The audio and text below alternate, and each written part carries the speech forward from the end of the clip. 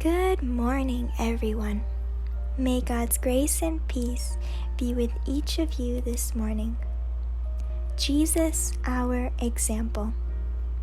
For as by one man's disobedience many were made sinners, so also by one man's obedience many will be made righteous. Romans 5:19. Scripture tells the story so important for every human being to know. On the one hand is presented the disobedience of Adam with its consequences. On the other, the obedience of Christ. The Garden of Eden was disgraced by Adam's disobedience. But as by one transgression many were made sinners, so by the obedience of one, many are made righteous.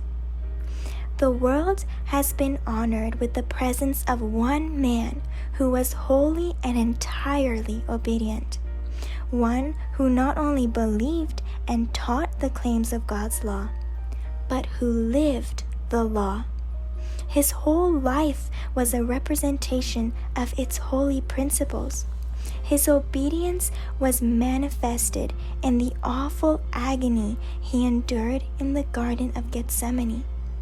And through his suffering, he has brought pardon to the disobedient. When Christ gave to his disciples the conditions of salvation, he said, "If any man will come after me, let him deny himself and take up his cross and follow me." Self-denial and crosses lie directly in the path of every soul who will follow Jesus.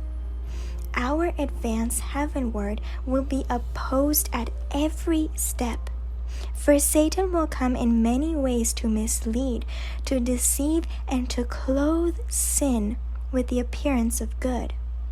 I would urge you carefully to consider the self-denial and self-sacrifice that Christ has endured in your behalf, that you, if you choose, may have that happiness and peace in this life which he alone can give, and an eternity of bliss by and by. Then will you not become missionaries for Christ? Are you not willing to deny self for his sake? To consider how you can do him service, who has done such service for you in redeeming your soul from the power of sin and Satan? When upon earth Christ said of himself, "I am among you as he that serveth," he did not strive to obtain the highest place, for he was meek and lowly in heart. He invites you to learn of him, to wear his yoke, the yoke of obedience to every precept of Jehovah. May God bless you today, and I will see you again tomorrow.